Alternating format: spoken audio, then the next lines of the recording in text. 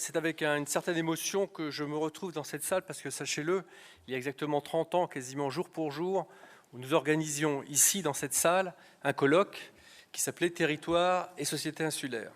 Alors, certains, aujourd'hui, dans la salle, étaient présents. Je pense à Frédéric Bioré, par exemple, qui était là. Il y avait Gilbert David, et puis il y en avait d'autres qui sont encore là. Puis il y en a qui nous ont quittés. Et j'aurais une pensée toute particulière pour deux d'entre eux, qui ont été très importants pour moi et pour d'autres, bien évidemment, à savoir Joël Bonnemaison et puis André Guilcher. Donc leur mémoire est toujours très présente. Alors André Guilcher est un géographe originaire de l'île de Sein et qui est à l'origine aussi du développement de la géographie à Brest. À ce titre, bien évidemment, on tient à le saluer. Mais le fait que certains ne soient pas là, c'est grave, et à la fois c'est pas très grave, dans la mesure où on a une relève qui est assurée et d'une manière assez brillante. Hier, nous avons eu une très belle séance sur la nissonologie. L'amphi était plein, il y avait plus de 200 étudiants, il ne faut même pas s'asseoir, les gens étaient assis par terre ou debout, et ça témoigne tout l'intérêt que nos étudiants ont eu autour de cette idée d'une science des îles.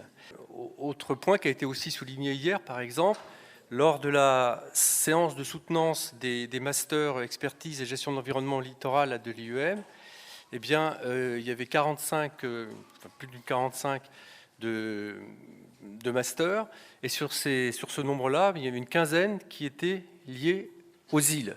Ça veut dire que les jeunes s'intéressent à ça. Puis sciences des îles ou pas, il y a d'autres chiffres. Par exemple, dans mon laboratoire, LETG, à Brest, eh bien, nous avons fait soutenir déjà une quinzaine de thèses sur les îles, et il y en a 2 autres qui seront prochainement soutenues. Alors, vous le verrez, dans les coursives de ce grand navire qu'est le Quartz, eh bien, vous allez voir, il y a des posters de la Fondation de France, il y a des posters des étudiants, il y a des posters aussi des gens qui ont été retenus pour des posters. Et donc, dans ce grand bateau, nous allons débattre, nous allons échanger, nous allons apprendre aussi, parce que c'est l'objectif, et puis on va essayer de comprendre ensemble. Donc, on a 80 communications, une trentaine de posters, hein, et des ouvrages aussi qui seront présentés dans des stands. Vous avez vu, il y a une très belle exposition, et je tiens à remercier là, Guillaume Mont-Saint-Jean sur le travail qui a été fait pour cette exposition. C'est une toute petite partie de l'exposition du MUSEM, mais elle est extrêmement pertinente pour nous, puisque la thématique, c'est enseigner l'île. Et bon, parmi nous, on est nombreux quand même à être enseignants-chercheurs ici, dans ce type de rassemblement. Donc ça fait, île 2019, ça a démarré véritablement vendredi, avec 2 thèses, celle de Mylène Tesson et de Marie Guingaud. C'était un prologue, je trouve, assez intéressant. En tout cas, ça nous mettait dans l'ambiance. Et puis l'ambiance des îles, on l'a connue aussi pendant 3 jours à Ouessant. Donc en fait, on a pendant cette semaine différents actes. Le premier acte, c'était les soutenances. Le second, c'était les ateliers de Ouessant. Certains étaient présents dans la salle pendant ces 3 journées. On était quand même 150 à Ouessant. Et puis, il y a ce colloque qui démarre aujourd'hui et qui se terminera demain. Mais il y a aussi toute l'ouverture, comme vous avez pu le voir dans le programme, sur la ville avec d'autres partenaires, comme par exemple Dialogue, qui sera aussi présent dans les stands. Alors, qu'est-ce qui a changé en 30 ans? Déjà, le titre. Notre titre, c'était Territoire et société insulaire. Aujourd'hui, on a un regard croisé des sciences, des cultures et de la société. Et puis, on est autour de 5 mots-clés, et ces 5 mots-clés sont habités, reliés, protégés, innover et créer. Il est clair qu'en 89, on n'avait pas du tout ces mots-clés, on ne fonctionnait pas de cette manière-là.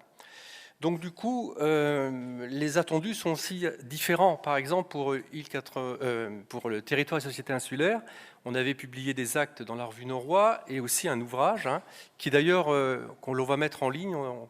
Éric Foulquier s'est occupé de le faire scanner. Donc du coup, on va pouvoir vous donner ce travail qui a été réalisé donc il y a 30 ans.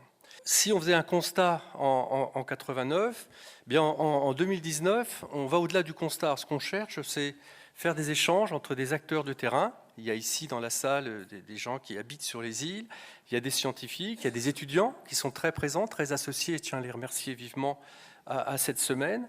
Il y a des politiques, puisque l'Association des îles du Ponant réunit les maires, enfin les élus en fait des îles du Ponant.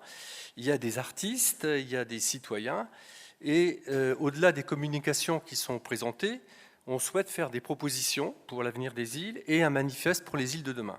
Alors bien évidemment, mais ça on vous en reparlera en conclusion, il y aura des actes. On vous a dit que vous avez jusqu'au 31 décembre pour présenter vos textes. Et il y a 2 revues, les Annales de géographie et Norrois, qui très aimablement ont accepté de publier les actes. Et en parallèle, on va probablement sortir un ouvrage grand public, et cela viendra s'ajouter aux vidéos qui seront mises en ligne, ainsi que les textes, etc. Alors ce qui a changé aussi en 30 ans, c'est probablement les îles. Si on prend l'exemple des îles proches que beaucoup connaissent ici, c'est plus facile, même si au cours de ces 2 journées, on évoquera des îles beaucoup plus lointaines. Si on prend les îles du Ponant, on constate des permanences. Nous avons passé 2-3 jours à Ouessant et on a pu les mesurer très clairement. Par exemple, à Ouessant, il est question aujourd'hui de relance de l'agriculture et d'énergie marine, comme il était question il y a 30 ans également de relance de l'agriculture et des éoliennes. Donc là, c'est un petit clin d'œil pour dire que l'histoire se répète finalement d'une manière assez régulière. Cela étant, il y a des choses qui ont véritablement changé. Par exemple, on assiste à un redressement démographique des îles, de certaines, mais globalement, la population des îles du Ponant, entre les 2 derniers recensements, elle a augmenté, ce qui n'était absolument pas le cas en 89.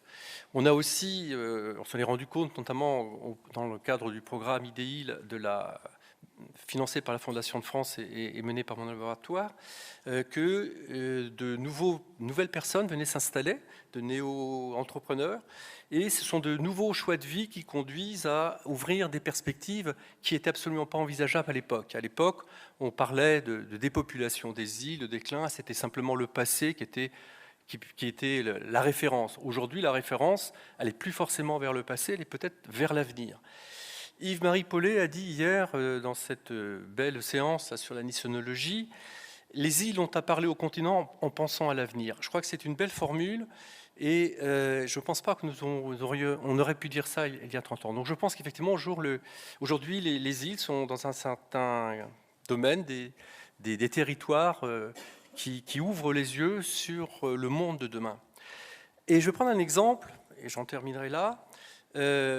Par exemple, Yann Tiersen. Yann Tiersen, c'est le parrain de cette manifestation.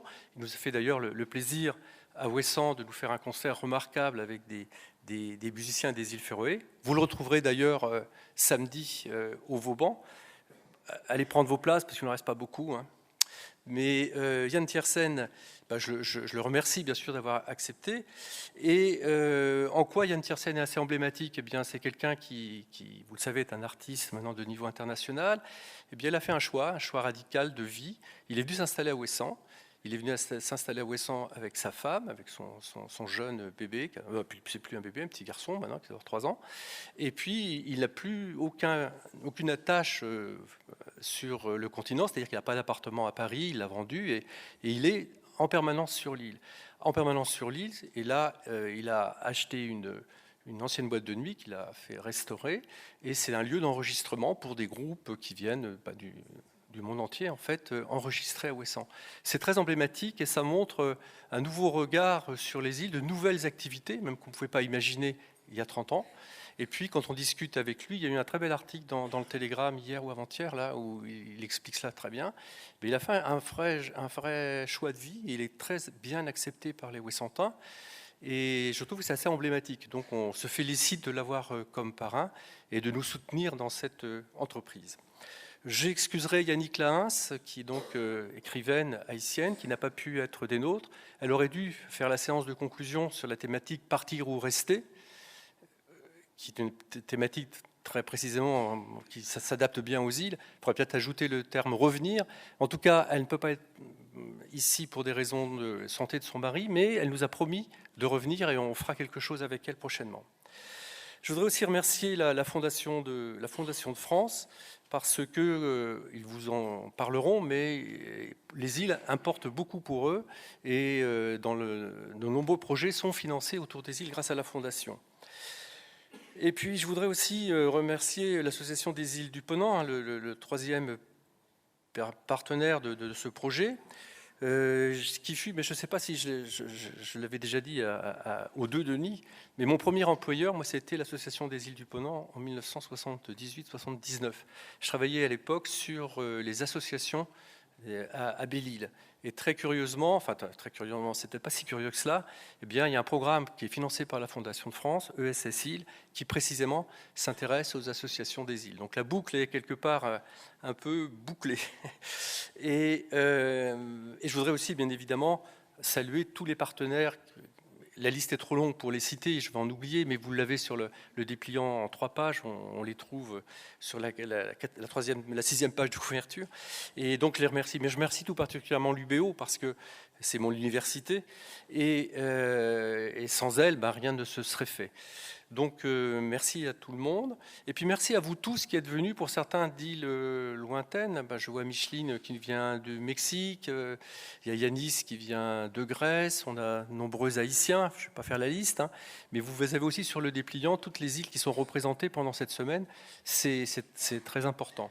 Donc merci à vous tous, puis un grand merci à l'équipe, je dirais, qui vraiment nous a beaucoup aidé, nous aidera encore jusqu'à la fin de la semaine, voire un peu après. Virginie, Marie, Solène, Camille et Gaëtan, et puis tous les autres. Ce sont eux qui, notamment Virginie, qui a passé beaucoup de temps sur cette organisation, et puis vous allez voir dans l'exposition, etc. Bon, alors, bons travaux à tous, et puis on se retrouve demain, en fin d'après-midi, pour les conclusions.